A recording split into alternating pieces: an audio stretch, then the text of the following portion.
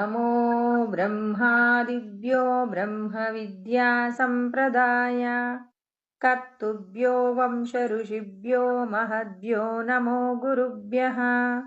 मङ्गलं गुरुदेवाय महनीय गुणात्मने सर्वलोकशरण्याय साधुरूपाय मङ्गलम्। हरिः ओम्। यस्य प्रसादादहमेव सर्वं मय्येव सर्वं परिकल्पितं च इत्थं विजानामि सदात्मरूपं तस्याङ्घ्रिपद्मं प्रणतोऽस्मि नित्यं।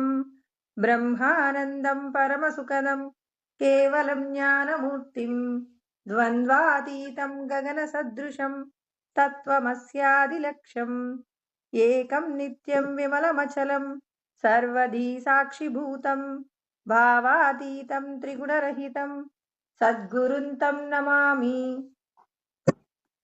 నమో గురుదేవ। ఈరోజు మనం భగవద్గీత యందు 4వ అధ్యాయము జ్ఞానయోగము।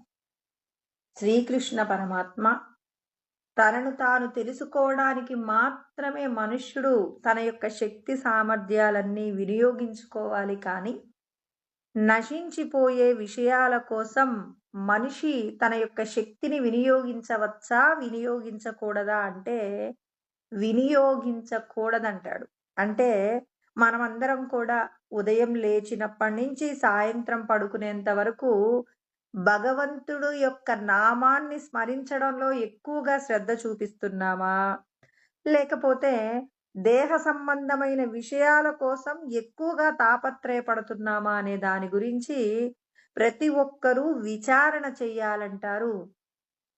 అంటే మనమందరం దేనికోసం ప్రయత్నం చేస్తాం?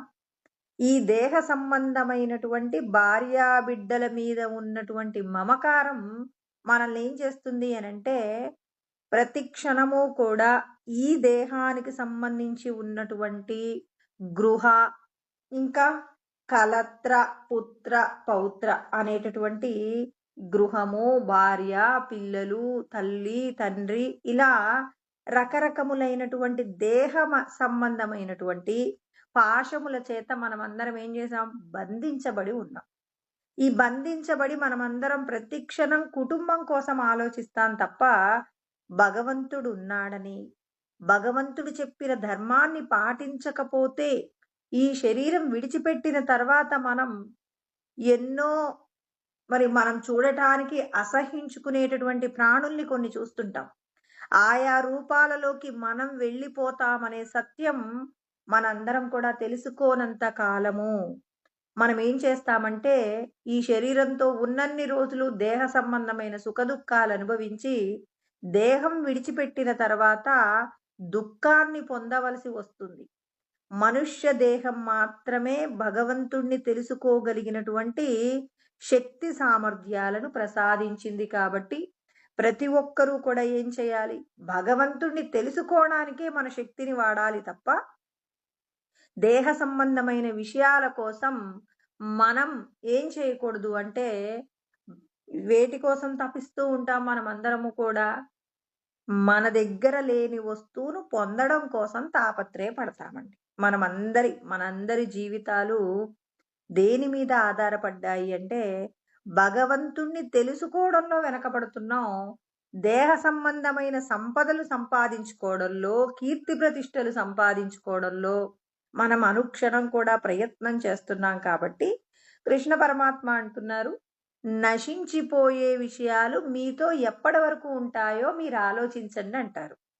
శాస్త్రమునందు పరమాత్మ చెప్తారు ఉత్తర గీతలో, అర్ధే గృహే నివర్తంతే, అంటే మీరు ఈ దేహం విడిచిపెట్టిన తరువాత వెంటనే మీకున్నటువంటి సంపదలన్నీ కూడా మీరు భూమి మీద విడిచిపెట్టేసి వెళ్ళిపోతారు।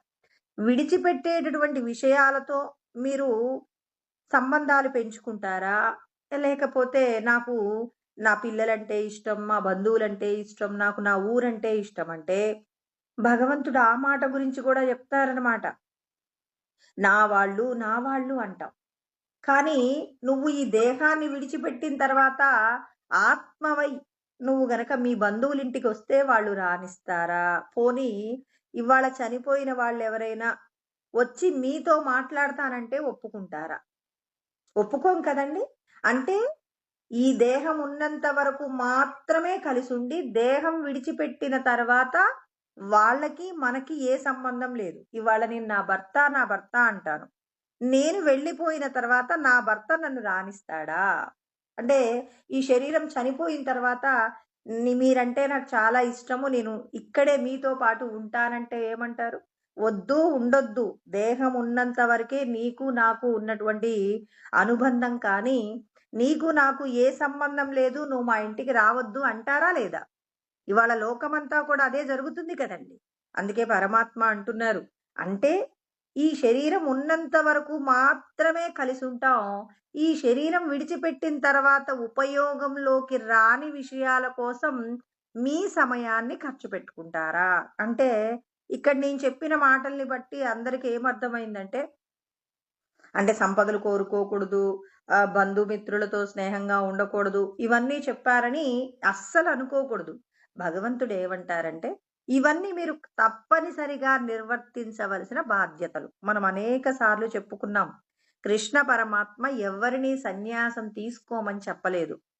మనం ఎవరెవరితో జీవిస్తున్నామో వాళ్ళందరికీ సంబంధించిన బాధ్యతలు నిర్వర్తించాలి. కానీ వీళ్ళే శాశ్వతము, వీళ్ళు లేకపోతే నేనుండలేను అనేటటువంటి బంధాన్ని మాత్రం మోసుకోకండి. అందుకే అసక్తిరన విశ్వంగః పుత్రదార గృహాదిషు. అంటే భార్య, బిడ్డలు, సంపదలు ఇవన్నీ శాశ్వతం కాదు కాబట్టి, ఒక మాట గుర్తుపెట్టుకోండి. ఒకళ్ళింట్లో మనం పని చేస్తే, పని చేసేటటువంటి వాళ్ళింట్లో మనం ఎలా పని చేస్తాం? ఇవన్నీ నావి కాదు. ఇక్కడ నేను పని నిమిత్తంగా వచ్చానని అక్కడున్న వస్తువులన్నీ వాడుకుంటున్నా, అవి నావి కాదు అని గుర్తుంటాయి కదా! భగవంతుడు కూడా ఇదొక్క మాట గుర్తుపెట్టుకోమంటున్నారు. నువ్వు నీ భార్యతో కలిసుండు, సంతోషంగా ఉండు. ఆమెకి ఏం కావాలో అవన్నీ ఇవ్వు. నీ పిల్లలతో సంతోషంగా ఉండు. నీ బంధువులతో సంతోషంగా ఉండు.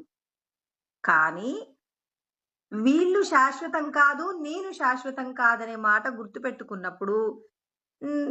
మనం ఎవ్వరి మీద కూడా ఎక్కువగా మమకారాన్ని కలిగి ఉండం. ఎవరైనా మనల్ని పొగిడారనుకోండి, అబ్బా! ఎంత గొప్పవాడండి ఇతడు నన్ను పొగిడారని నెత్తిన పెట్టుకోవడానికి అవకాశం లేదు. ఒక వ్యక్తి నన్ను తిట్టాడు. తిట్టినటువంటి వ్యక్తి కూడా నేను ఈ శరీరంతో కర్మలు చెయ్యడానికి మాత్రమే వచ్చాను కానీ, ఇక వీళ్ళకు సంబంధించిన విషయాలు శాశ్వతం కాదు. ఇతడు నాకు శత్రువు కాదు. తిట్టిన వ్యక్తి శత్రువు కాదు. తర్వాత పొగిడిన వ్యక్తి స్నేహితుడు కాదు. స్నేహితుడిని, శత్రువుని అన్నింటిని తీసుకొచ్చిందెవరు అంటే నేను చేసిన కర్మలు. ఇక్కడ భగవంతుడు మాట లేదండి. మనం చేసుకున్న కర్మలలో ఇతరులను మనం బాధపెట్టినటువంటి సందర్భాలు ఎక్కువగా ఉంటే, ఈ జన్మలో చాలా మంది చేత అవమానాలు పొందుతాం. పూర్వజన్మలలో నలుగురికి ఎక్కువగా దానం చేసింది ఉంటే, ఈ జన్మలో మనం అందరి చేత కీర్తించబడతాం. అంటే భగవంతుడు ఏమంటున్నారు? మీరు తెచ్చుకున్నటువంటి కర్మలు, ప్రారబ్ధ కర్మలు ఏవై ఉన్నాయో, అవి మాత్రమే మిమ్మల్ని నడిపిస్తాయి కాబట్టి, మీరందరూ ఇవి శాశ్వతమనేటటువంటి మాటను విడిచిపెట్టి, అశాశ్వతమైన వస్తువుల కోసం తాపత్రయాన్ని తగ్గించుకొని, శాశ్వతమైన బ్రహ్మమును చేరుకోవడానికి ఈ జగత్తంతా ఉన్నటువంటి ఏదైతే సృష్టి ఉందో, ఆ సృష్టి అంతటి పట్ల కూడా మనం ఎలా ఉండాలి అంటే, మన వలన ఇతరులకు ఏదైనా ఇవ్వగలిగితే, ఇచ్చేటటువంటి ప్రయత్నం చేశామనుకోండి. ఆ ప్రయత్నం మనల్ని ఏం చేస్తుందంటే, మన యొక్క శ్రేయస్సుకు ఉపయోగపడుతుంది. శ్రేయస్సు అంటే, ఈ శరీరంలో బంధింపబడి ఉన్నటువంటి జ్యోతి స్వరూపంగా వెలుగుతున్నటువంటి సచ్చిదానంద స్వరూపమే మనమనమాట. ఆ స్వరూపానికి మనం ఏదైనా మేలు చేస్తామంటే, పరుల యొక్క ఉపకారం కోసం నువ్వు ఏదైతే చేశావో, చేసింది మాత్రమే నిన్ను రక్షిస్తుంది తప్ప, మిగిలినది భార్యాబిడ్డల కోసం చేసినది ఎలా అంటే, బూడిదలో పోసిన పన్నీరు ఎలాగో, అదే విధంగా మీరు ఎన్ని సంపదలు సంపాదించి ఇచ్చినా, మరి భార్యాబిడ్డలకు ఎంత మేరకివ్వాలి? అవసర నిమిత్తం ఇవ్వాలి. అంతేకానీ, నీ యొక్క క్షేమాన్ని కోరుకోకుండా ఇప్పుడు నా దగ్గర కొంచెం అన్నం ఉందండి. ఆ ఉన్న అన్నాన్ని ఇంట్లో ఉన్న నలుగురికి పెట్టేశాను. నేనేమీ తినట్లేదండి. అప్పుడు నేను నీరసపడిపోతానా లేదా? నాకు ప్రేమ ఉంది కదా అని చెప్పేసి కుటుంబంలో ఉన్న వాళ్ళందరికీ పెడుతున్నాను. నేను తినకుండా ఉంటున్నాను. అలా ఉన్న ఓపిక ఉన్నంత సేపు మనమేమనుకుంటాం, అయ్యో! ఏమో ఇంట్లో వాళ్ళు ఆకలితో ఉన్నారు కదా అని చెప్పేసి పెట్టేస్తామండి. కానీ ప్రాణం పోతున్నప్పుడైనా మనమేమంటాం, అయ్యో! నా కోసం నేనొక ముద్ద మిగిలిచ్చుకొని తిని ఉంటే, ఇవాళ నా శరీరము పడిపోకుండా ఉండేది కదా అని చెప్పేసి మనం అనుకుంటామా లేదా? అంటే ఇక్కడ వాళ్ళు నలుగురికి కొంచెం కొంచెం అన్నం పెడుతున్నప్పుడు, అందులో ఏమాత్రమో కొంచెం ఒక పిరికెడైనా తాను తిని ఉంటే, మరి కష్టకాలంలో తన ప్రాణాన్ని నిలబెట్టుకోవడానికి కావలసిన శక్తి అందేదా కాదా? ఈ విషయం ఎంత సత్యమో, ఇప్పుడు మన కోసం మనం కొంత దానం చేసుకోకపోతే, కొంత ధర్మం చెయ్యకపోతే, కొంత సత్యంతో జీవించకపోతే, నష్టపోయేది ఎవరు అంటే, పుణ్యాన్ని చేసుకోగలిగినటువంటి మానవ జన్మ పొంది ఉండి కూడా, మనం నాశనం చేసుకుంటున్నామంటే, భగవంతుడు చెప్పిన మాటలు వినడానికి శ్రద్ధను పెట్టకపోవడం వల్ల, కృష్ణ పరమాత్మ మనందరికీ కూడా చెప్తున్నారనమాట. మీరందరూ కూడా జన్మను వృధా చేసుకోకండి అంటున్నారు. అందుకోసం అని చెప్పేసి మీరు సద్గురువుని చేరవలసి ఉంటుంది. అందుకే ఇక్కడ మనకాయన ఏం చెప్పారు? 12 రకాలైనటువంటి యజ్ఞముల గురించిన సాధన చెప్పి, వెంటనే ఆయన ఏమన్నాడు? అన్ని యజ్ఞములను నిర్వహించాలి అంటే జ్ఞానం ఉండాలి అంటున్నారు. అంటే నువ్వు చేసేటటువంటి దానము, ధర్మము ఇంకా యజ్ఞము, తపస్సు ఏదైతే ఉంటుందో, ఇవన్నీ గొప్పదైన ప్రయోజనం ఇవ్వాలి అంటే, ఖచ్చితంగా సద్గురువు దగ్గర బ్రహ్మోపదేశాన్ని పొందాలి అంటారు. ఈ ఉపదేశానికి సంబంధించి కృష్ణ పరమాత్మ చెప్పిన సత్యమేంటో చాలా జాగ్రత్తగా వినాలండి. లోకంలో అనేక మంది గురువులుంటారు కానీ, సద్గురువులు మాత్రం కొద్ది మందే ఉంటారు. ఎవరిని సద్గురువు అంటారు? అంతటా భగవంతుడు ఉన్నారని తెలియచేసేటటువంటి గురువులు సద్గురువులు. అంటే కేవలం నోటి మాటలతో చెప్తే సరిపోతుందా? ఆచరించి అనుభవంలోకి తెచ్చుకున్నటువంటి వారు చేసేటటువంటి ఉపదేశం గొప్పదా అనేది బాగా విచారణ చెయ్యాలి. అంటే ఇక్కడ కృష్ణ పరమాత్మ చెప్పేటటువంటి శ్లోకాన్ని విన్న తర్వాత నిర్ణయించుకుందాం. తద్విద్ధి ప్రణిపాతేన పరిప్రశ్నేన సేవయ ఉపదేక్షంతి తే జ్ఞానం జ్ఞానిన తత్వదర్శిన. బాగా అర్థం చేసుకోవాలండి. తత్వమును దర్శనము చేసిన, తత్వమును దర్శనం చేయడం అంటే చాలా మంది అనుకుంటారు కేవలం మన లోపట ఉన్న వెలుగును చూస్తే దర్శనం అయిపోయింది అని చెప్పేసి తృప్తి పడుతూ ఎంతో మందిని తృప్తి పడేలా చేసేటటువంటి వాళ్ళు అనేకులుంటారు. మరి ఒక పండు ఉందండి. ఇప్పుడు నేనంటాను, ఒక చెట్టుని చూపిచ్చి, "ఈ పండు చాలా రుచిగా ఉంటుంది. ఈ పండును రోజు చూస్తూ ఉండండి" అని చెప్పారు. రోజు ఆ పండు చూస్తున్నాం. కానీ మీరెప్పుడైనా సంతోషాన్ని పొందారా? ఇప్పుడు పండు తింటే గదండీ సంతోషపడేది. రోజు చెట్టుకున్న పండ్లను చూస్తున్నాం. ఎవరో ఒకరొచ్చి కోసుకొని వెళ్ళిపోతున్నారు. కానీ ఆ పండు మన చేతికి రానే రావట్లేదు. ఇప్పుడు పండు తినకుండానే సంతోషం పెరుగుతుందా? అబ్బా! నాకు చూస్తే చాలండి కడుపు నిండిపోతుంది అని జెప్పేసంటారా? మనమేమంటాం? అయ్యో! తిన్నప్పుడు కదండీ నిజంగా ఆ పండు రుచిగా ఉందో లేదో తెలిసేది. నేను ఆ పండు తినేస్తానంటారా లేదా? అంటాం గదండీ! ఇక్కడ కృష్ణ పరమాత్మ కూడా అదే చెప్తున్నారు. తత్వదర్శినః. తత్ త్వం. తత్ అంటే ఏంటి? పరమాత్మ. త్వం అంటే నీవు. ఆ పరమాత్మయే నీవు అనేటటువంటి ఆ అనుభవపూర్వకమైనటువంటి అనుభూతిని ఎప్పుడైతే పొందుతాడో గురువు, అప్పుడు ఆయన లోకమంతా ఉన్న భగవంతుణ్ణి ఏం చేస్తాడు? తన లోపట దర్శనం చేస్తాడండి. తత్వదర్శనం అంటే అది. ఇక తత్వదర్శనం జరిగినటువంటి గురుస్వరూపం ఎలా ఉంటుంది అంటే, సాక్షాత్తు రమణులలాగా ఉండాలనమాట. ఇక లోకంలో ఉన్న ఏ వస్తువు పట్ల కూడా మమకారము లేనటువంటి స్థితి ఎవరికైతే కలుగుతుందో, అటువంటి దర్శనమే తత్వదర్శనము కానీ, కేవలం వెలుగును చూపించి, ఇక నీకు జన్మ లేదు అని చెప్పేసి చెప్పారనుకోండి, అది మనకు కొంత సాధన చేసుకోవడానికి ఉపయోగపడుతుందేమో కానీ, నువ్విక జన్మ లేకుండా చేసుకోవడానికి వీల్లేదు. ఇప్పుడు ఒక స్కూల్లో నేను జాయిన్ అవ్వాలండి. స్కూల్లో జాయిన్ అవ్వాలి అంటే ఫస్ట్ నాకేదో బెస్ట్ స్కూల్ ఎంచుకోవాలి. మన దగ్గరున్న డబ్బులు, అక్కడ తర్వాత మన ఊళ్ళో ఉన్నటువంటి స్కూలు, పిల్లవాడిని దగ్గరగా పంపించడానికి స్కూలు, తర్వాత అక్కడ ఉన్నటువంటి స్కూల్లో ఉన్నటువంటి విధి విధానాలు, అక్కడ ఉన్నటువంటి టీచర్లు, మరి ఆ పిల్లల్ని చూసుకునేటటువంటి విధానాలెలా ఉన్నాయి, ఇవన్నీ చూసుకొని కదా జాయిన్ అయ్యేది.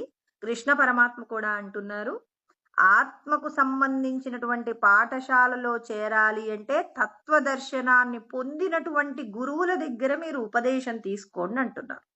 ఖచ్చితంగా మీరు ఉపదేశం తీసుకోవలసిందే.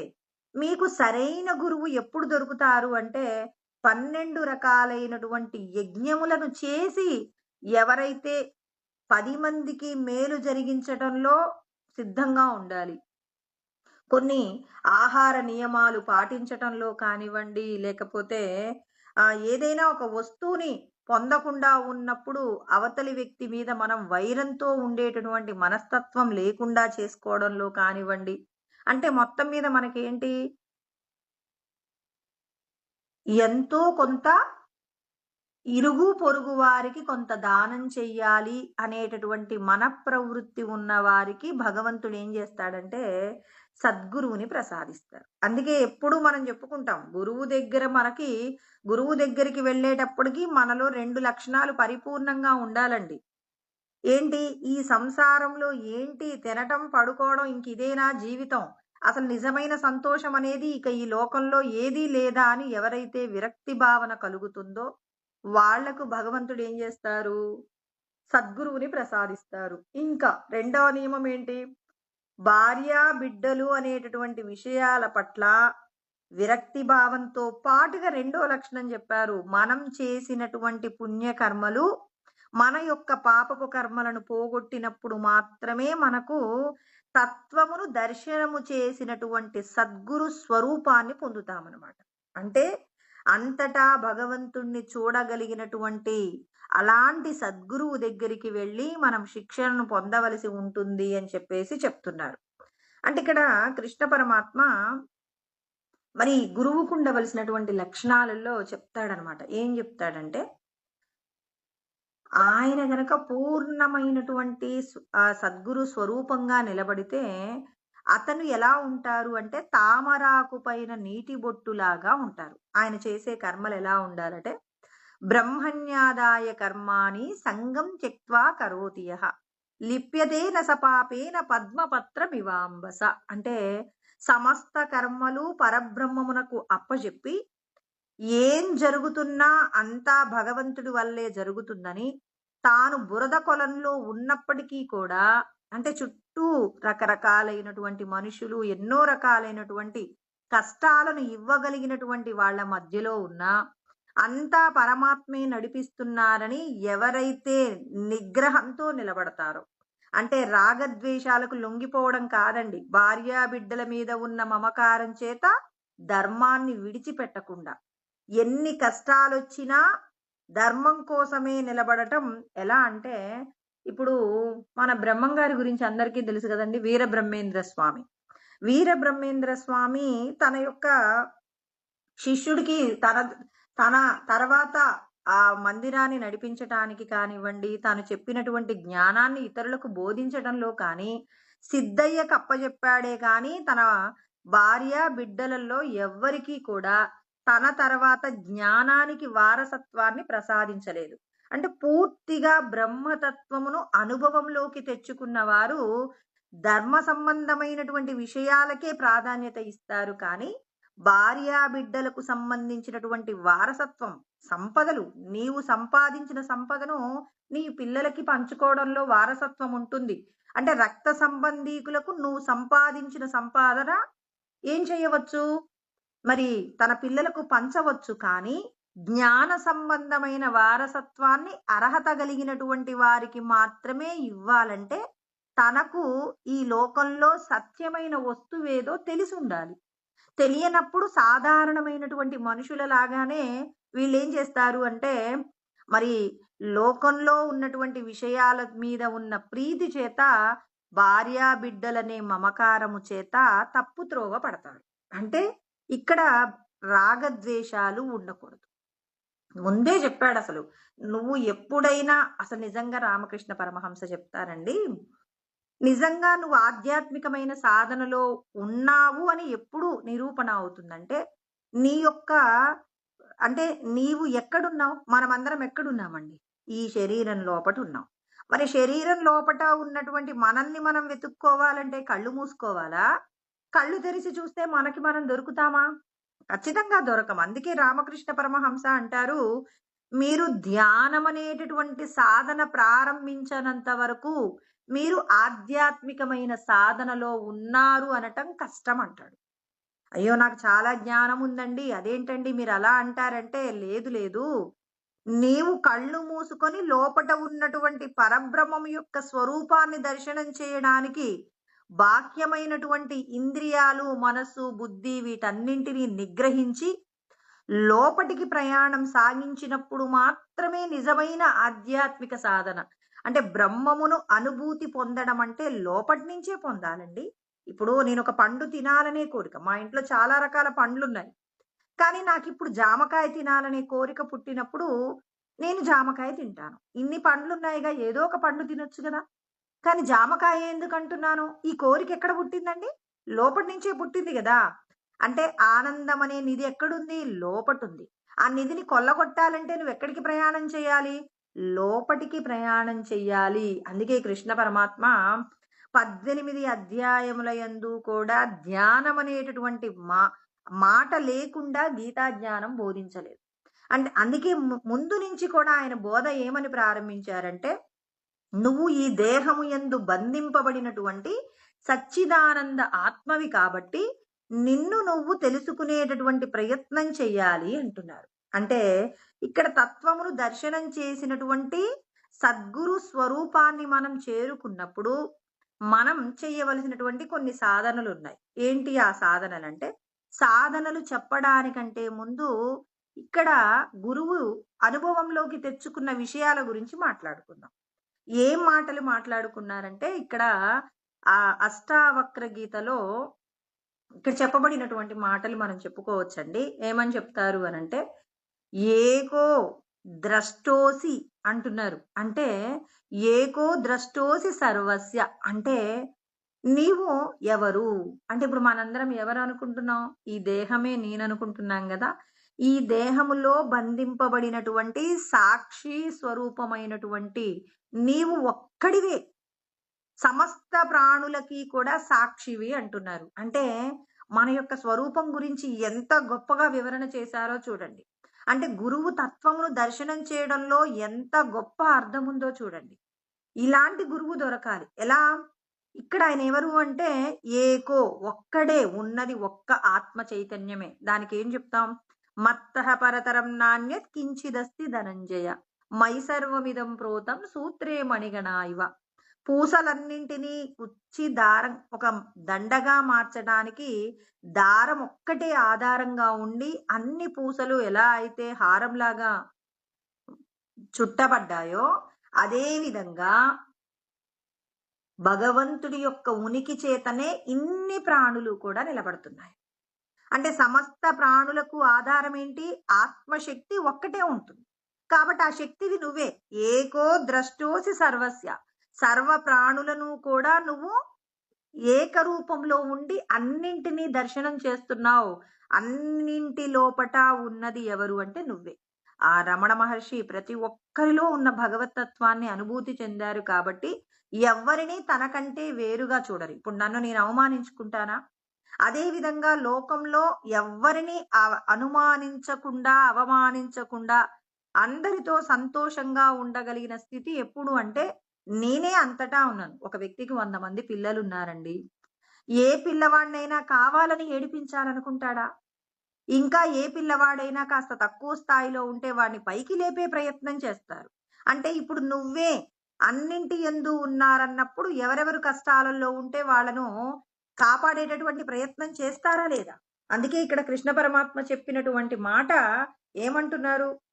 మీరందరూ కూడా ఏకస్వరూపంగా ఉన్నటువంటి సచ్చిదానంద ఆత్మయే.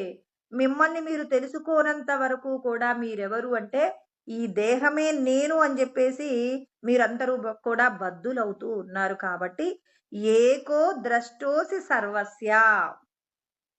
ముక్త ప్రాయోసి అంటే మీరందరూ కూడా విడిపించబడినటువంటి వాళ్ళే తప్ప మీరెవరూ కూడా బంధింపబడినటువంటి వాళ్ళు కానే కాదు అని చెప్పేసి మనకు అష్టావక్రుడు చెప్తున్నారు. 8 వంకరలు తిరిగినటువంటి వ్యక్తి అనమాట. ఇతడు లోపట ఉన్నటువంటి ఆత్మతత్వమును తల్లిగారి గర్భములో ఉన్నప్పుడే నేర్చుకుంటాడు. అంటే ఎన్ని జన్మల యొక్క ప్రయత్నం ఉందో చూడండి.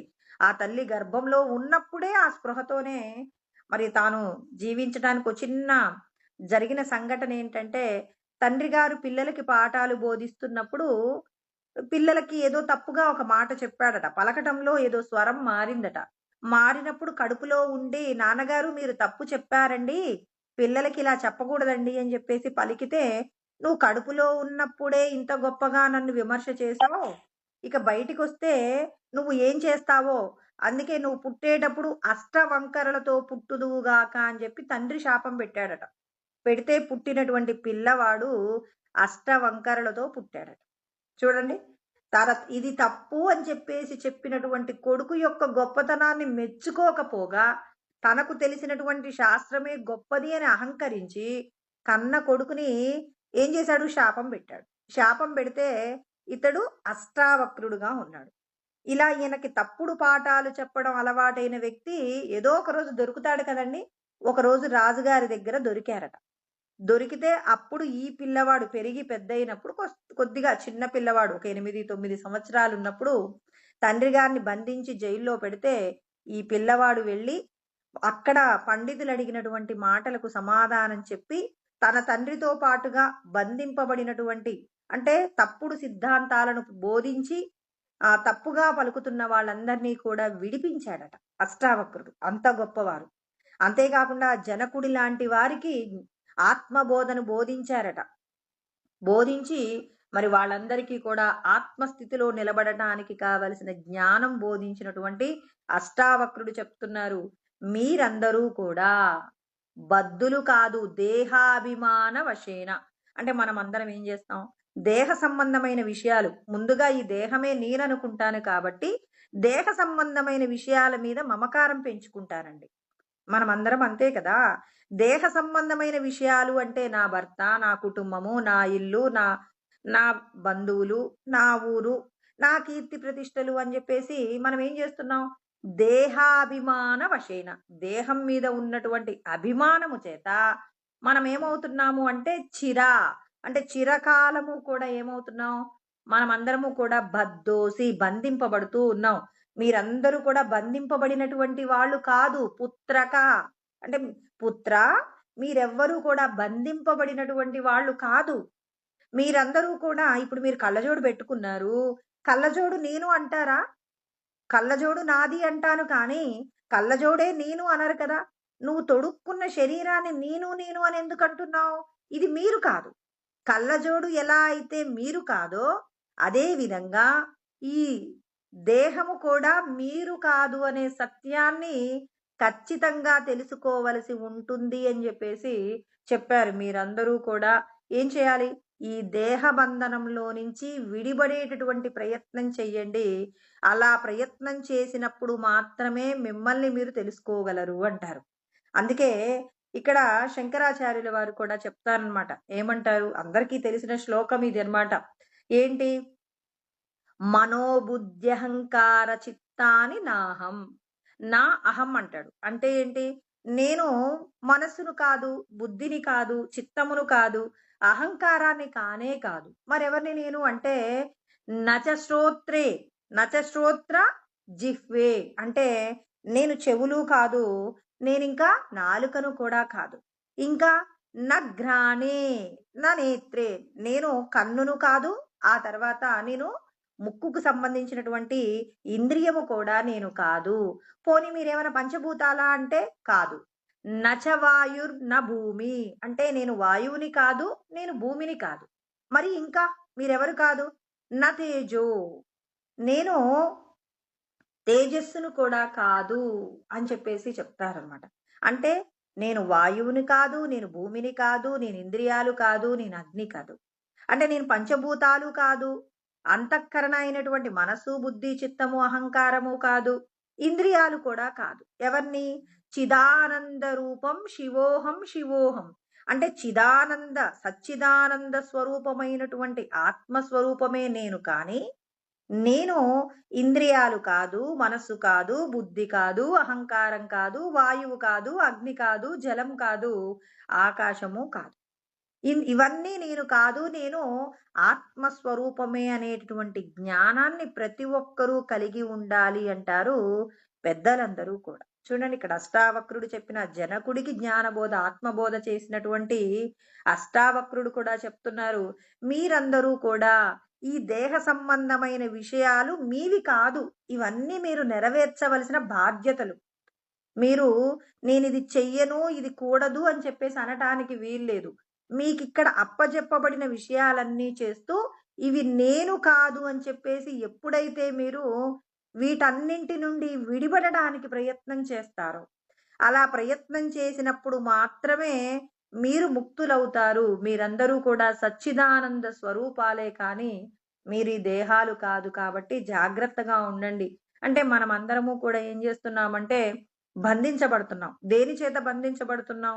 దేహమే నేను అనేటటువంటి భావన చేత బంధింపబడుతున్నాం. కాబట్టి శంకరాచార్యుల వారు వేదాంత డిండిమాలో చెప్పారు, ఏమంటారంటే దేహో నాహమహం దేహి, నేను ఈ దేహం కాదు, దేహ సాక్షీతి నిశ్చయాత్, ఈ దేహానికి నేను సాక్షినే కానీ నేను దేహము కాదు అనేటటువంటి భావనను మీరు ఎప్పుడూ మననం చేస్తుండాలి. అంటే మనం నిరంతరం మననం చేయాల్సిన విషయాలు. మనం ఏం చేస్తాం, మనకి ఎన్ని సంపదలు ఉన్నాయో మననం చేస్తాం. మన పిల్లల పేర్లు, మన పిల్లల పుట్టినరోజులు, మన పిల్లలకి ఇష్టమైనటువంటి వంటలు, ఇలా ఎన్నెన్నో విషయాలు గుర్తుపెట్టుకుంటాం. కానీ ఈ శరీరంలో బంధింపబడి ఉన్నటువంటి సచ్చిదానందమైనటువంటి ఆత్మ అని మనం అనలేకపోవడానికి కారణం ఏంటంటే దేహాభిమానము చేతనే. కాబట్టి ఈ దేహం నేను కాదు, దేహములో ఉన్నటువంటి దేహి, దేహ స్వరూపమే నేను అనుకున్నప్పుడు ఇక మనం మళ్ళీ పుట్టి చావవలసిన అవసరం లేనటువంటి స్థితి మనకు కలుగుతుందట. నేను ఆత్మని అనేటటువంటి భావన మనం గుర్తుపెట్టుకొని ఏ పని చేసినా ధర్మాన్ని విడిచిపెట్టకుండా కర్మ చేస్తున్నప్పుడు అప్పుడు మనకి ఏం జరుగుతుంది అంటే జన్మ మృత్యు ప్రహీనోసౌ ఇది వేదాంత డిండిమా అంటారు. ఇక మరణము లేదు, పుట్టుక లేదు. అంటే మనకు జనన మరణాలు లేకుండా ఈ జన్మలోనే మనం ఎక్కడి నుంచి వచ్చామో అక్కడికి వెళ్ళిపోవడానికి కావలసి ఉన్న మాయ నుండి బయటపడతామట. అందుకే ముందు నిర్ణయించుకోండి. పిల్లవాడికి ముందు ఏం చేస్తారండి, తెలుగులో అయితే ఆలు నేర్పిస్తారు, తర్వాత ఏబిసిడీలు నేర్పిస్తారు. అలా కాకుండా పిల్లవాడికి వెళ్ళగానే అమ్మ ఆవు అని చెప్పేసి రాయిస్తే వాడికి వస్తుందా? రాదు. అదే విధంగా ఇక్కడ మనం అందరం బంధించబడి ఉండడానికి మూలం ఏంటంటే ఈ దేహమే నేను అని బంధింపబడుతున్నాం. ఈ దేహ సంబంధమైన విషయాల మీద మనకు మమకారం తగ్గితే తప్ప నువ్వు ముందుకు వెళ్ళలేవు. కాబట్టి మనందరికీ గుర్తుండవలసిన విషయం అంటే తత్వమును దర్శనం చేసిన వాళ్లకు ఉండవలసిన లక్షణం ఏంటి? ముందు ఈ దేహం నేను కాదు, దేహానికి సాక్షినే నేను అని చెప్పి ఎప్పుడూ ఆత్మస్వరూపంతో ఆత్మజ్ఞానంతో ప్రకాశించేటటువంటి సద్గురు స్వరూపం గురించి కృష్ణ పరమాత్మ చెప్పిన విషయాలకు మనం వివరణ చెప్పుకుంటున్నామన్నమాట. ఇంకా ఏమంటున్నారు మరి, పోనీ నేను ప్రాణమా? ప్రాణమైతే వేరొకరిని గుర్తించగలిగిన శక్తి ప్రాణానికి లేదట. కాబట్టి ఇప్పుడు మనం ప్రాణం కూడా కాదు. కాబట్టి ఈ శరీరం నిలబడటానికి కావలసిన శక్తిని అందిస్తుందే కానీ ఇది మాత్రం ఏం కాదు. అవతలి వ్యక్తి యొక్క స్థితిని గమనించగలిగినటువంటి శక్తి దీనికి లేదు. దీనికి అన్నం పెట్టలేదనుకోండి, మనం గమనిస్తే దీన్ని ఆచరణతో చేశారండి. ఒక వ్యక్తి 15 రోజుల పాటు వాళ్ళ గురువు గారు చెప్పారట, చాందోగ్యోపనిషత్తు యందు చెప్పబడిందండి. 15 రోజుల పాటు ఆహారాన్ని తీసుకోవడం మానేశాడట. ఎన్నో సకల శాస్త్రములు చదివినటువంటి వ్యక్తి 15 రోజులు ఆహారం నీళ్లు తాగకపోతే అతడు ఏమయ్యాడు అంటే బ్రతికి ఉన్నాడు. కానీ 16వ రోజుకి భోజనాన్ని మానివేసేటప్పుడు అన్ని రకాల దైవ సంబంధమైన శ్లోకాలన్నీ కూడా చక్కగా చెప్పేవాడట. 16వ రోజు గురువు గారు అడిగారట, నాయన నీకేమేం గుర్తున్నాయో చెప్పు అంటే నాకు ఏమీ గుర్తు రావట్లేదండి అన్నారు. అంటే ఈ శరీరానికి సంబంధించిన ఆకలి, దప్పిక అనేటటువంటి 2 విషయాలను గనక మనం పట్టించుకోకపోతే ప్రాణశక్తి ఏమవుతుంది? తగ్గిపోతుంది. ప్రాణశక్తి తగ్గింది అంటే మన యొక్క జ్ఞాపక శక్తి కూడా తగ్గిపోతుంది. కాబట్టి ఇక్కడ మళ్ళీ అతనేం చేశాడు? రోజు ఆహారాన్ని తీసుకుంటూ మళ్ళీ 15 రోజుల తర్వాత రమ్మన్నారట గురువుగారు. ఇప్పుడు 15 రోజుల తర్వాత వెళ్ళి, "ఇప్పుడు చెప్పు నాయనా నువ్వు నేర్చుకున్న జ్ఞానం" అంటే తిరిగి అప్పచెప్పారు. అంటే ఈ ప్రాణశక్తి ఆహారము, దప్పిక అనేటటువంటి రెండింటి యొక్క శక్తి చేత నడుస్తుంది.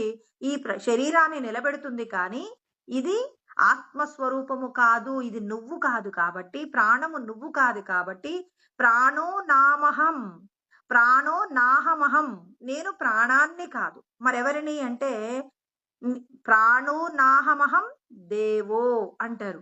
అంటే నేను ప్రాణాన్ని కాదు, ప్రాణానికి సాక్షిగా ఉన్నటువంటి ఆత్మస్వరూపమే నేను. కాబట్టి ఇక్కడ ఆయన ఏమని చెప్పారు అనంటే, ప్రాణ సాక్షీతి నిశ్చయాత్. ఇక్కడ నిశ్చయం అండి. ఇప్పుడు మనం అప్పుడప్పుడు నిర్ణయాలు చేస్తూ ఉంటాం.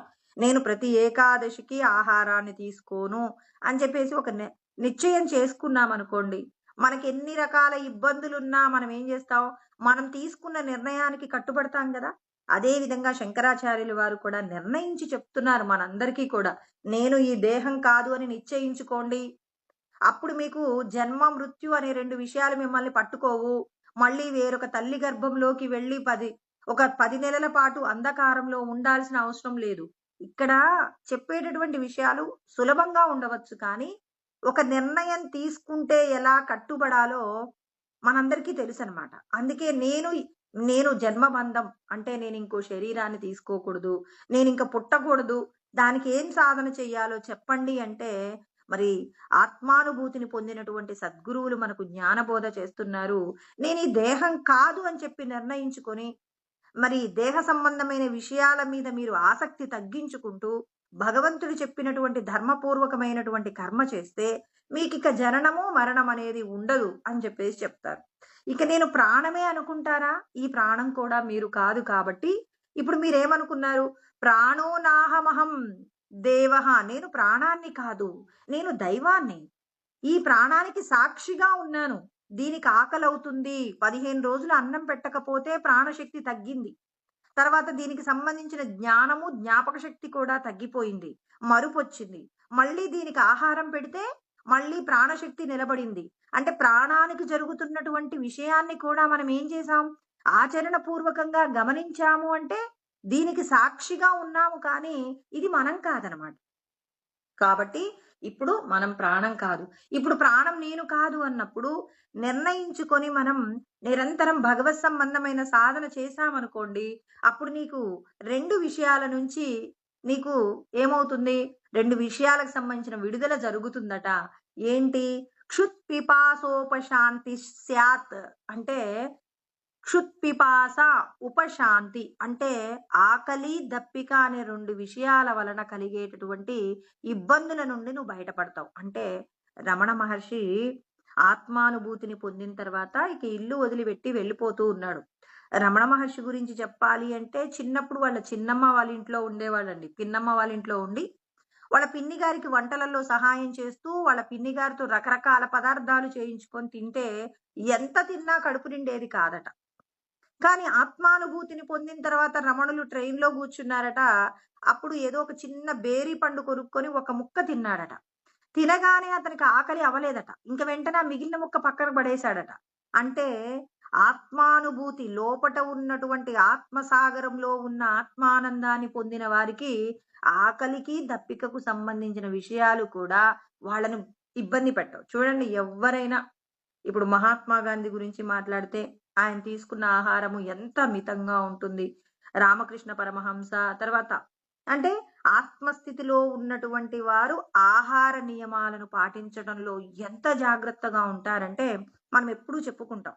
పరమాచార్యుల వారు ఒక్కసారి భోజనం చేస్తూ తోటకూర పప్పు బాగుంది అన్నప్పుడు అని మాట జారినందుకు అప్పుడు ఏం చేశారు?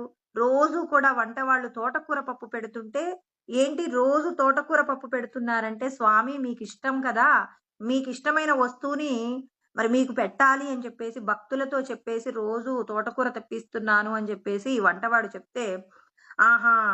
హ్మ్. అంటే జ్ఞానబోధ చేసేటటువంటి నాకు నా నాలుకకు రుచి తెలుస్తుందా? నేను నలుగురికి వెళ్ళి నేను ఈ కంచికామకోటి పీఠానికి అధిపతినా? నేను జ్ఞానాన్ని బోధించాలా? మరి నాకే నాలుకకు సంబంధించినటువంటి విషయంలో ఇంద్రియ నిగ్రహం లేకపోతే, ఇక నేను జ్ఞానం బోధించడానికి నాకేం అర్హత ఉందని, రోజు భోజన సమయానికి నాలుకను గోమేధం ఆవు పేడతో శుద్ధి చేసి బుద్ధి చెప్పాడట. పిల్లవాడు రోజు తండ్రి గారి జేబులో డబ్బులు దొంగతనం చేస్తున్నప్పుడు, తల్లిగారు ఆ పిల్లవాడికి పనిష్మెంట్ ఇవ్వడానికి 2 రోజులు వాడికేం చేస్తుంది, ఒక గదిలో వేసి బంధించి, మరి వాడికి ఆహారం ఏమీ పెట్టలేదండి. పెట్టనప్పుడు పిల్లవాడు ఏం చేస్తాడు, నేను తప్పు చేస్తే మా అమ్మ శిక్షిస్తుంది అనే బెంగ, భయం ఉన్నప్పుడు వాడు తప్పు చేయకుండా ఉండటానికి ఎలా ప్రయత్నం చేస్తాడో, ఒక చంటి బిడ్డకు ఎలా అయితే మనం పనిష్మెంట్ ఇస్తామో, అదే విధంగా తన యొక్క ఇంద్రియాలకు కూడా పనిష్మెంట్ ఇచ్చారు. నాలుక ఇంకొక్కసారి రుచి గురించి మాట్లాడావు అంటే, నీకు ఖచ్చితంగా నేనిలాంటి శిక్ష వేస్తాను అని చెప్పి నాలుక ఇంకొక్కసారి రుచి గురించి మాట్లాడకుండా ఎంత పెద్ద శిక్ష వేసిన మహాత్ములున్నారండి ఈ భూమి మీద. వీళ్ళు తత్వదర్శనం చేసిన వాళ్ళంటే. కాబట్టి ఇక్కడ ఆకలికి, దప్పికకు సంబంధించిన విషయాలలో తినకపోయినా ఉండగలరు, తిన్నా ఉండగలరు. వీళ్ళకి ఏ విధమైనటువంటి ఇబ్బందులు కలగవు. కాబట్టి ఈ రెండింటి నుంచి కూడా ఏమవుతుంది అంటే ఉపశాంతి దొరుకుతుంది. ఇప్పుడు సమస్త కర్మలకు మూలం ఏంటి అంటే మన ఏవ మనుష్యానాం బంధ మోక్షయో. మనసే కదండీ బంధానికైనా, మోక్షానికైనా కారణం. ఇప్పుడు ఈ మనసు నిండా ఏమున్నాయి? పూర్వజన్మకు సంబంధించిన సంస్కారాలు. అంటే ఇప్పుడు మనందరి మనసులో ఏమేమున్నాయంటే, ఈ దేహానికి సంబంధించి నాకు కొంతమంది మీద ప్రేమ, కొంతమంది మీద ద్వేషము, కొన్ని వస్తువుల మీద ఇష్టము, కొన్ని వస్తువుల మీద అయిష్టము. ఇవన్నీ కూడా మనకున్నాయన్నమాట. అంటే ప్రతి ఒక్కరికి ఉన్నాయండి. ఇప్పుడు ఒక ఇంట్లో పుట్టిన నలుగురు పిల్లలలో ఒకరు నాకు ఇడ్లీ అంటే ఇష్టమంటారు. ఇంకొకరు పూరి అంటారు. ఇంకొకరు ఉప్మా అంటారు. ఇంకొకరు ఇంకొకటంటారు. మరి ఒకే ఇంట్లో పెరుగుతున్న పిల్లలకు ఒకే రుచులుండాలి కానీ 4 రుచులలో 4 ప్రత్యేకమైన అభిప్రాయాలు ఎందుకున్నాయంటే, మనం పూర్వజన్మలలో చేసిన కర్మ ఫలాలను అనుభవించటంలో మనమందరము ఈ శరీరం తీసుకున్నాం. ఈ శరీరంతో అనుభవించే సుఖాలలో ఒక్కొక్కరికి ఒక్కొక్క విధమైనటువంటి భిన్నమైనటువంటి అభిప్రాయాలు. ఒకరు శివుడంటే ఇష్టమంటారు. ఒకరు జీసస్ అంటే ఇష్టమంటారు. నేనెప్పుడు జీసస్ గురించి చెప్పలేదు. నీకు జీసస్ గురించి ఎలా తెలుసు అని తల్లిదండ్రులు అడిగితే ఏమో తెలీదు. మొన్న రోడ్డు మీద వెళ్తూ ఉంటే ఆహ్, శిలువ పట్టుకొని అందరూ కూడా వెళ్ళిపోతున్నారు. వాళ్ళని చూడగానే నాకు జీసస్ అంటే బాగా ప్రేమ పెరిగిపోయిందంటారు. ఒక్కసారి చూసినందుకే అంత ప్రేమ ఎలా కలిగింది అంటే, పూర్వజన్మలలో వాళ్ళు పూజించినటువంటి దైవం జీసస్. మళ్ళీ ఈ జన్మలో ఆ స్వరూపాన్ని దర్శించినంత మాత్రము చేతనే పూర్వజన్మ యొక్క సంస్కారాలు గుర్తొచ్చేసాయన్నమాట.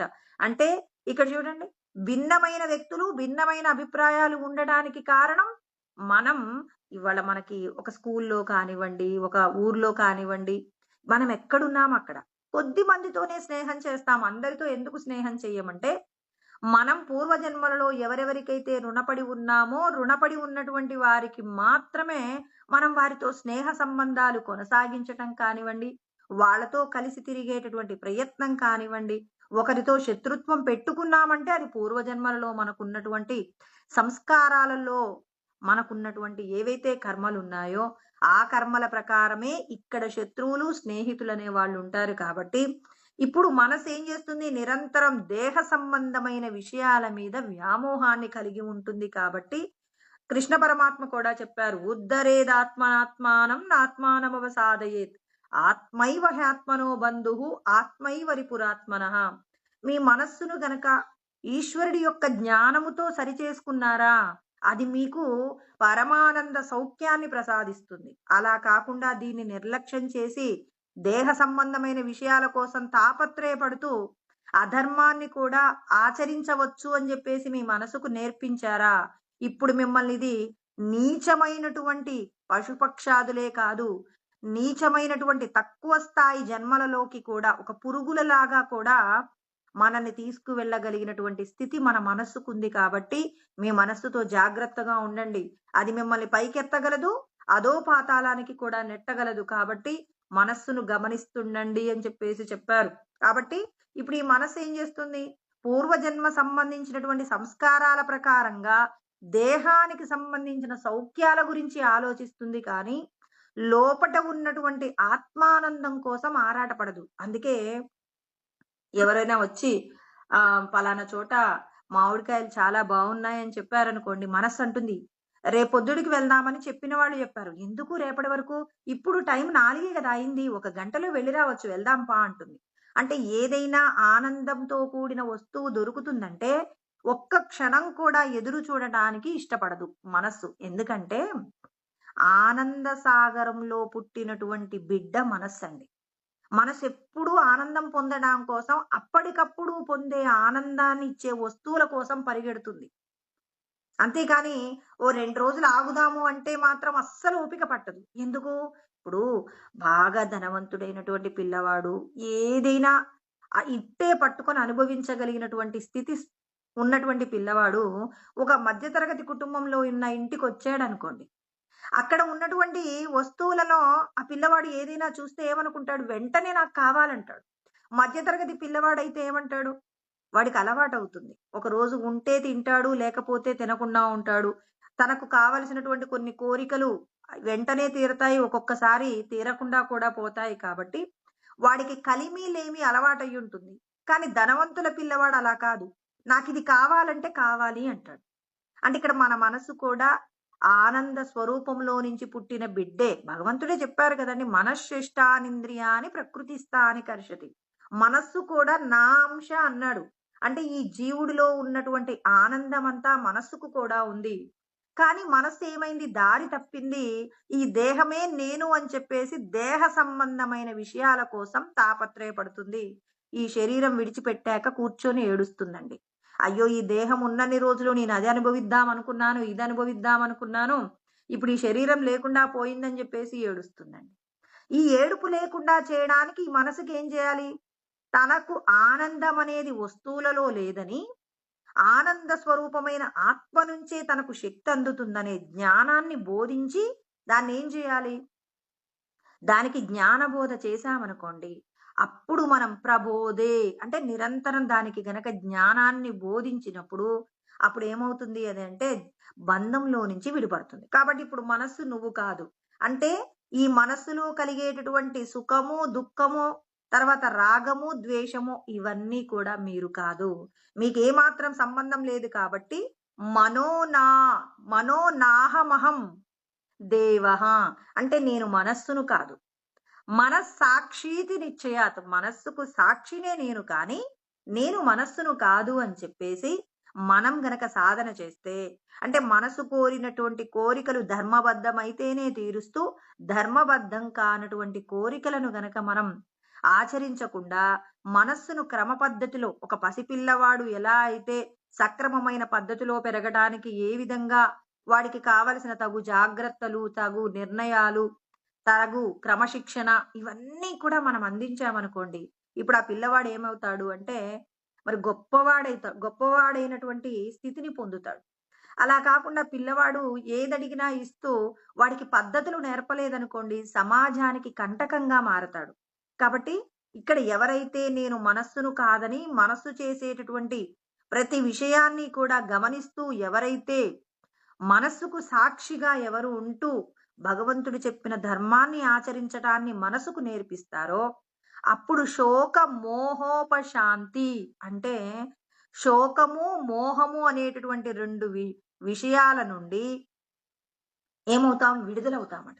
ఇప్పుడు మనందరం కూడా నాకు ఇది లేదు, మనకంటే ధనవంతుడిని చూసామనుకోండి, అబ్బా వీళ్ళెంత పుణ్యం చేసుకున్నారో, ఇంత గొప్పగా ఉన్నారు, మాకెప్పుడు కలుగుతుందో ఈ జీవితం అని చెప్పేసి మనం ఏం చేస్తాం? పోనీ భగవంతుడి జ్ఞానం వల్ల అసూయ పోగొట్టుకున్నా భగవంతుడిని ఏమంటాం? మేము కూడా ఇంత గొప్పగా ఉంటే బాగుండని మోహం పొందుతాం. ఈ జన్మకి ఇంకా నేను పొందుతానో పొందనో అని చెప్పేసి దుఃఖాన్ని కూడా పొందుతాం. అంటే మనసు ఎప్పుడు కూడా మన మనసును గమనిస్తే ఏదో ఒకటి లేదు అని ఏడుస్తుంది, ఏదో ఒకటి కావాలని ఆశపడుతూ ప్రతి క్షణం జీవుణ్ణి ఏం చేస్తుంది? ఏడిపిస్తుంది. మనందరినీ కూడా మనసు ఏం చేస్తుందంటే ఏమారుస్తుందండి. మరి నువ్వెవరు అంటే, నేను ఈ మనస్సుకు సాక్షిని అనేటటువంటి నిశ్చయం చేసుకోవాలి. ఈ మనసు పెట్టేటటువంటి విషయాలకు సంబంధించి ఉన్నటువంటి శోకము, మోహానికి ఎవరైతే బద్దులు కాకుండా ఉంటారో, వాళ్ళకేమవుతుంది అంటే, వీటన్నింటి నుండి కూడా విడిబడగలుగుతాం. అందుకే మన కృష్ణ పరమాత్మ రెండో అధ్యాయంలో చెప్పిన మాట చెప్పుకుందామండి. ఏమంటారంటే, ప్రసాదే సర్వ దుఃఖానాం హానిరస్యోపజాయతే. ఎవరి మనస్సైతే మరి నిర్మలమై ఉంటుందో, అంటే ఈ శరీరమే నేను అని చెప్పేసి శరీరానికి సంబంధించిన విషయాల కోసం మన మనసు తాపత్రయపడుతుంది కదా. ఇప్పుడు జ్ఞానబోధ చేశాం.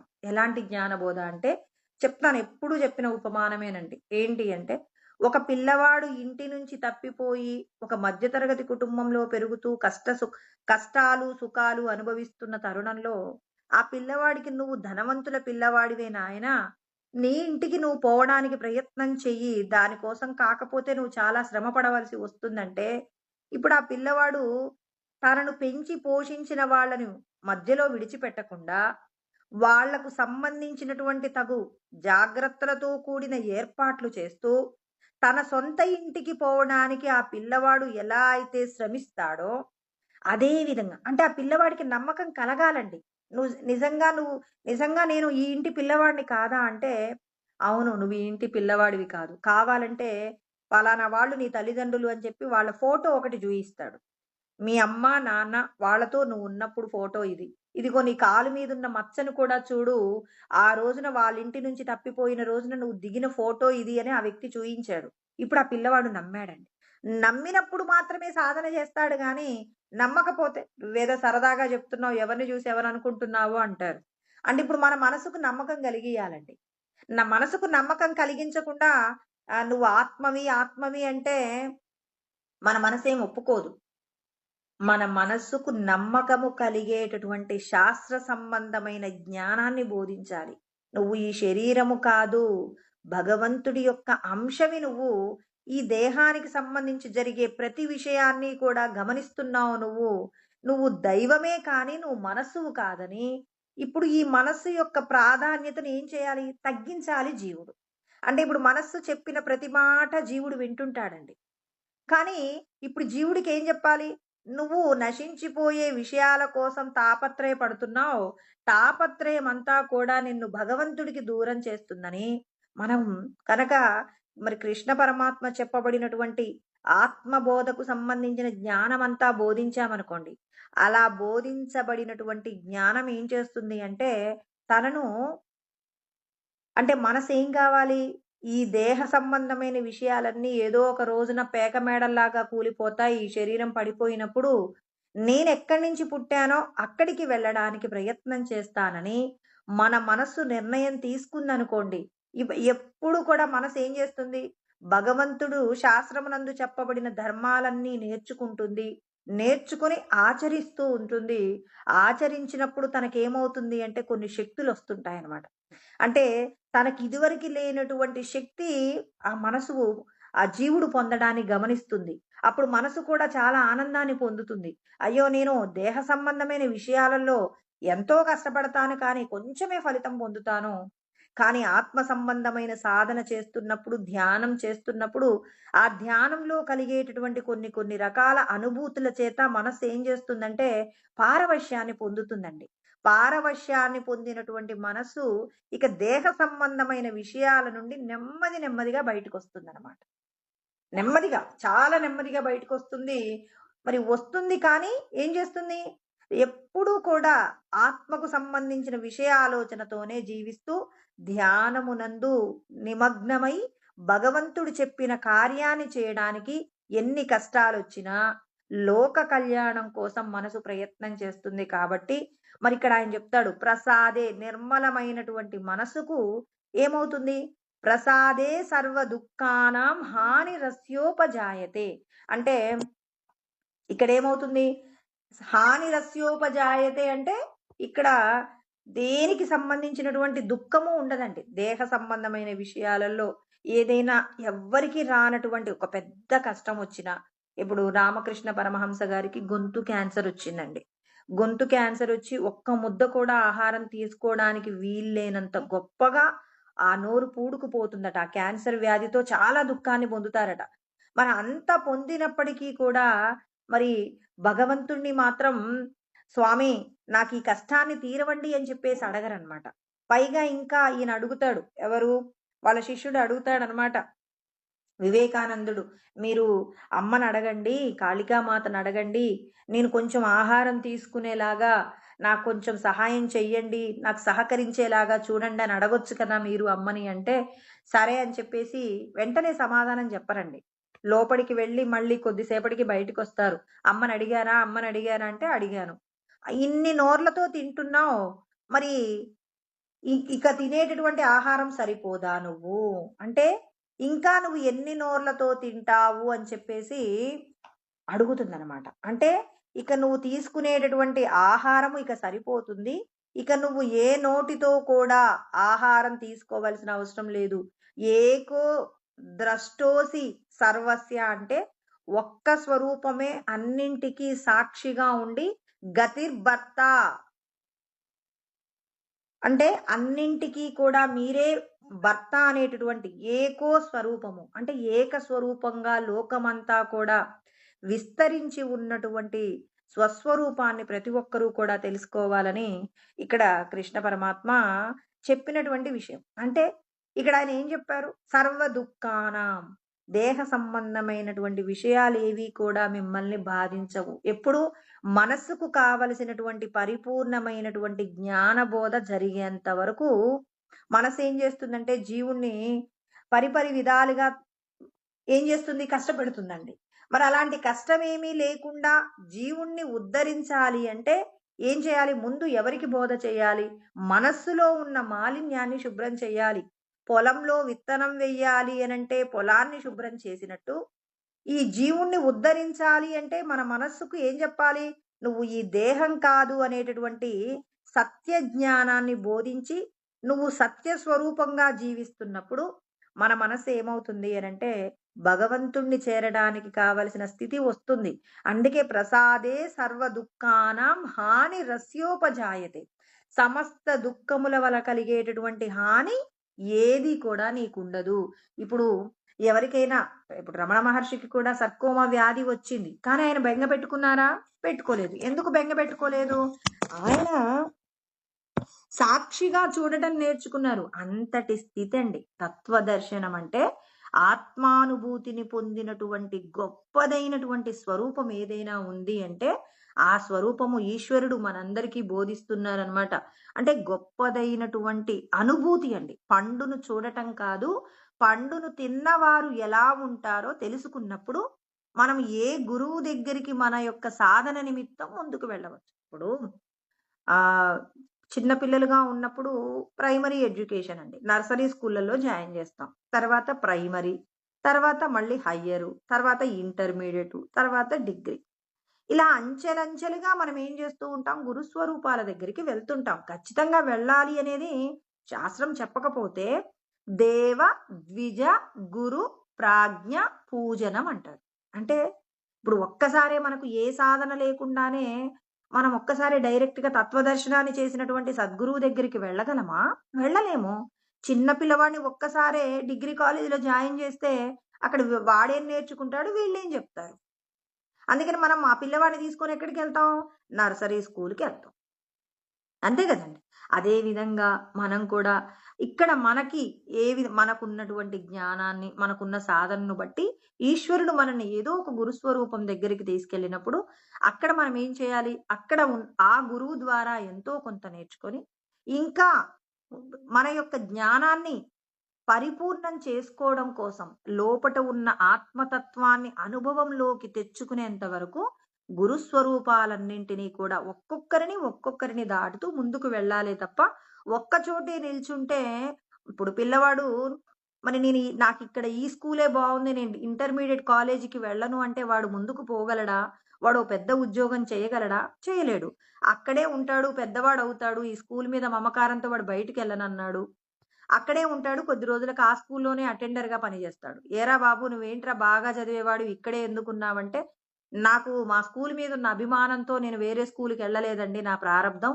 ఇక నేను ఈ స్కూల్ మీద ఉన్న ప్రేమను పెంచుకున్నానని ఈ స్కూల్లో ఉన్న టీచర్లు నాకేం చేశారు? అటెండర్ ఉద్యోగం ఇచ్చారు. అంటే ఈ స్కూల్ మీద ఉన్న అభిమానంతో నేను ఇలాగే మిగిలిపోయాను. నీతో చదువుకున్న వాళ్ళు, వీడికంటే సాధారణంగా చదువుకున్న వాళ్ళు కూడా గొప్పదైనటువంటి ఉద్యోగాలను పొంది గొప్ప గొప్ప జీవితాలు పొందుతున్నారు. నాకు ఆ రోజున మా స్కూల్ మీద ఉన్న అభిమానం ఇవాళ నా జీవితాన్ని ఇలా చేసిందండి అని చేతులు గాలిన తర్వాత ఆకులు పట్టుకొని లాభం లేనట్టు అంతా జరిగిపోయిన తర్వాత వాడు బాధపడి ఏం లాభం? అందుకే ఒక తుమ్మెద ఎలా అయితే తనకి ఆ ఒక పుష్పం ద్వారా పొందినటువంటి ఆహారం సరిపోకపోతే మకరందం కోసం వేరొక పుష్పాన్ని ఆశ్రయించినట్టు ఒక గురుస్వరూపము ద్వారా పొందినటువంటి కొంత జ్ఞానాన్ని ఇంకొంత అభివృద్ధి చేసుకునే ప్రయత్నంగా అంత సాధనతో కూడినటువంటి గురుస్వరూపము దగ్గరికి వెళ్ళి మన యొక్క సాధనను పెంచుకోవాలి. ఇక్కడ ఒక గురువుని తక్కువ చేయడం కానే కాదండి. ఏంటి? ఒకరి దగ్గర ఎంతో కొంత నేర్చుకుంటున్నాం. ఆ నేర్చుకున్న తర్వాత పై స్థాయికి వెళ్ళాలి అని ఏ గురువైనా కోరుకోవాలి. ఏ శిష్యుడైనా తనను తాను ఉద్ధరించుకోవాలని ప్రతి ఒక్కరూ అనుకోవాలి. అందుకే ఇది గురుగీత యందు చెప్పబడిన శ్లోకమే. ఏమంటారు? యథా భృంగః మధులుబ్ధో అంటే మకరందాన్ని సేవించే ప్రయత్నంలో పుష్పాత్ పుష్పాంతరం వ్రజేత్. ఒక పుష్పము నుంచి ఇంకొక పుష్పానికి చేరుకున్నట్టుగానే అదే విధంగా మరి జ్ఞానలుబ్ధో జ్ఞానాన్ని పొందాలనుకునేటటువంటి జ్ఞానలుబ్ధో తదా శిష్యః. జ్ఞానాన్ని పొందాలనుకునేటటువంటి శిష్యుడు కూడా ఏం చేస్తాడు అనంటే గురువాత్ గురువాంతరం వ్రజేత్ అంటారు. ఒక గురువు నుంచి ఇంకొక గురువు దగ్గరికి వెళ్ళి ఆత్మానుభూతిని పొందేంత వరకు కూడా అనేక మంది గురుస్వరూపాలని సేవిస్తూ వారి దగ్గర మనం ఏం చేయాలి? జ్ఞానబోధ తెలుసుకుంటూ మనల్ని మనం అంటే మన లోపట ఉన్న జ్ఞానానందాన్ని ఆస్వాదించేంత వరకు నీ ప్రయాణం సాగాలి. కాబట్టి ఇప్పుడు నేను ఈ మనస్సును కాదు, మనస్సును మనస్సును నడిపించేటటువంటి సాక్షి స్వరూపమైన ఆత్మనే అని ఎవరైతే నిర్ణయించుకుంటారో శోక మోహోపశాంతి, శోకము మోహం అనేటటువంటి వాటి నుంచి మనం విడిపడతాము అని చెప్పేసి చెప్పారు. ఇంకా తర్వాత ఇంకొక మాట ఏంటంటే నేను నా అజ్ఞానం నాహమహం దేవః. నేను అజ్ఞానిని కాదు, అజ్ఞానానికి సాక్షిని, అజ్ఞాన సాక్షితినిచ్చారు. అజ్ఞానం అంటే ఏంటి? ఈ దేహమే నేను అనేటటువంటి భావన చేత మనం దేహాభిమాన వశేన చిరబద్ధోసి పుత్రకః అని అష్టావక్రుడు చెప్పారనమాట. ఏమంటున్నారు? మరి మనం అందరము కొన్ని లక్షల కోట్ల జన్మల నుంచి కూడా ఈ శరీరమే నేను అనుకుంటూ మనమందరము కూడా దేహ సంబంధమైన విషయాల కోసం తపించి ఉంటున్నాం కదండి. మరి ఇదంతా మీరు కాదు. మీరందరూ కూడా బోధోహం బోధ చెయ్యండి. మీ మనసుకు బోధ చెయ్యండి. బోధ చేసి మీరేం చేయాలి? ఈ అజ్ఞానానికి నేను వారసుడిని కాదు. అజ్ఞానము ఈ శరీరానికి సంబంధించి జరిగే విషయాలన్నీ మనం గమనిస్తున్నామంటే ఈ గమనించగలిగినటువంటి శక్తికి అనుభవం ఉండదండి. అంటే వీటన్నింటికి ఒక్కొక్క దానికి ఒక్కొక్క అనుభవం ఉంది. ప్రాణము నిలబడాలి అంటే ఆహారం, నీళ్లు ఇవ్వాలి. మనసు ఏం చేస్తుంది? శోకమోహాలతో విహరిస్తుంది. శరీరానికి సంబంధించి ఏముంది? జననము, మరణము ఉంది. ఇవన్నింటినీ కూడా జీవుడు ఏం చేస్తున్నాడు? ఈ దేహమే నేను అనేటటువంటి అభిమానం చేత మోసపోతున్నాడు. ఈ అజ్ఞానానికి నేను వారసుణ్ణి కాదు, అజ్ఞానానికి సాక్షినే నేను అనుకున్నప్పుడు అప్పుడు ఏమవుతుంది? సర్వ అనర్థ నివృత్తి స్యాత్ ఇది వేదాంత డిన్నిమ. సర్వ అనర్థములకు మూలమైనటువంటి ఈ దేహమే నేను అనే భావన నశించిపోతుంది. ఇక మనం పరమాత్మతో లయం కావడానికి కావలసిన స్థితి మనకు అందుతుంది. అంటే ఇన్ని విధాలుగా నేను ఏంటి అనంటే నేను మనసును, బుద్ధిని, చిత్తమును, అహంకారమును కానే కాదు. నేను ఇంద్రియాలు కాదు. తర్వాత నేను పంచభూతములు కూడా కాదు అని నేతి నేతీతి వాక్యత అంటే ఇది నేను కాదు, ఇది నేను కాదు అనేటటువంటి భావాన్ని ఎవరైతే స్థిరపరచుకుంటారో అలా స్థిరపరచుకుని నేను సచ్చిదానంద స్వరూపమైనటువంటి శివస్వరూపమే అంటే నేను మంగళ స్వరూపమైనటువంటి పరమాత్మ స్వరూపమే కానీ నశించిపోయేటటువంటి దేహము నేను కాదు అని చెప్పేసి ఎవరైతే నిరంతరము కూడా భగవత్ సంబంధమైనటువంటి సాధన చేస్తారో ఆ సాధన చేసేటటువంటి వాళ్ళందరూ కూడా ముక్తి సౌధమును పొందుతారు. అంటే ఇలాంటి తత్వదర్శనమును చేసినటువంటి సద్గురు స్వరూపాల దగ్గర ఎవరైతే జ్ఞానాన్ని పొందుతారో అలా పొందినటువంటి వారికి అంతటా భగవంతుడు దర్శనమవుతారు అని చెప్పారనమాట.